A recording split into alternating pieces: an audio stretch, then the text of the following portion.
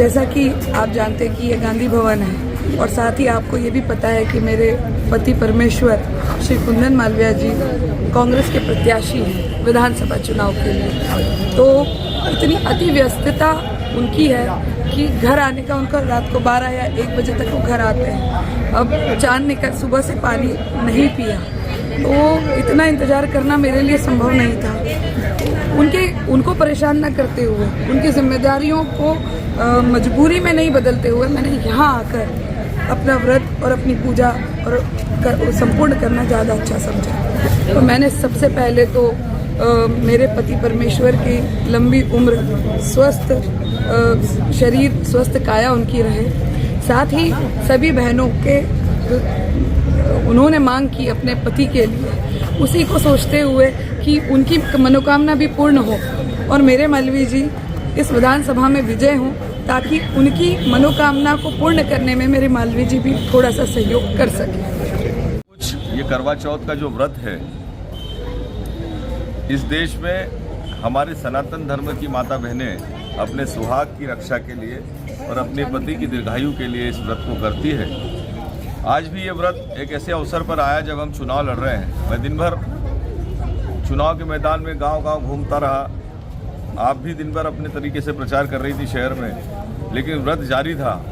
ये बड़ा कठिन काम होता है कि जब आप लगातार पैदल चलें और किसी भी तरह का अन्न जल न ग्रहण करें, तो बड़ा कठिन व्रत होता है। उस व्रत की गंभीरता को समझते हुए मैंने पूरी कोशिश की कि मैं जितनी जल्दी खंडवा आ सकूं, मैं खंडवा आने के प्रयास में था। और तकरीबन अभी कुछ देर पहले जब मैं यहाँ पहुँचा तो इनका फ़ोन आया, कहने लगे आपको कितना टाइम लगेगा। तो मैंने कहा अभी थोड़ा सा और समय लगेगा। इसी बीच आप जो है यहाँ खुद चल कर आ गई और इस व्रत का उन्होंने पूर्णता की। तो मैं आज इस अवसर पर मेरे शहर, मेरी विधानसभा क्षेत्र की तमाम माता बहनों को, सुहागन माता बहनों को शुभकामनाएं देता हूं। ईश्वर से प्रार्थना करता हूं कि उनका सुहाग सदा बना रहे और वे अपने परिवार के साथ सुख समृद्धि से रहें। बड़े लंबे प्रचार के बाद लौटा हूं और श्रीमती जी जो है वो भी दिन भर प्रचार में व्यस्त रही। अवसर ऐसा बना कि मैं यहाँ अपने साथियों के साथ बैठा था और उन्होंने इसी मौके को चुरा लिया कि अब कब आओगे और कब ये सब होगा। तो बेहतर है कि जहाँ हो वहीं कर लें। सनातनी लोग हैं भैया, धर्म की उपासना, आशीर्वाद की सब दादाजी महाराज देते हैं, यहाँ उनके अलावा कुछ नहीं। भाभी जी, आज का दिन कैसा रहा आपका? सारा दिन व्रत, उसके बाद गांधी भवन कांग्रेस कार्यालय में। सबसे पहले तो मैं हमारी सभी सौभाग्यवती माताओं और बहनों को करवा चौथ की बहुत सारी शुभकामनाएं देना चाहती हूँ। अब चूँकि हम तो माँ जानकी के भक्त हैं और माँ जानकी ने हमेशा एक परंपरा स्थापित की है कि नारी त्याग और समर्पण की प्रतिमूर्ति है और उसके साथ साथ ही पुरुष के जीवन को स्थापित करने में आधारशिला का काम करती है। आज हमारे लिए बहुत बड़ा दिन है, सौभाग्यवती स्त्रियों के लिए इससे बड़ा दिन हो ही नहीं सकता।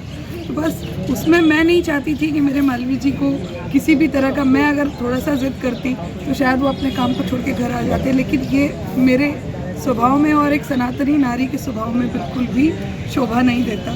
तो इसीलिए उनके कार्य में बाधा न पड़े।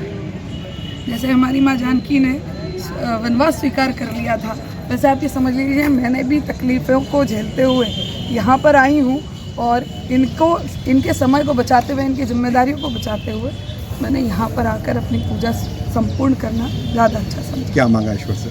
ईश्वर से यही मांगा कि मेरे पति की दीर्घायु हो और ताकि वो साथ ही साथ खंडवा का और मेरे खंडवा विधानसभा परिवार को ज़्यादा से ज़्यादा सेवा कर सके। मेरे मालवीय जी स्वस्थ रहें और बुजुर्गों की सेवा करें और जो माताएं बहनें जिन पति अपने पतियों के लिए जो व्रत कर रही हैं और कहीं ना कहीं उनकी जो अभिलाषाएं हैं कि उनके पति अपने कार्य क्षेत्र में आगे बढ़ें, तो उसमें वो बराबर की भूमिका निभाएं, साथ दें अपने भाइयों का और खंडवा का संपूर्ण विकास करें। Thank you.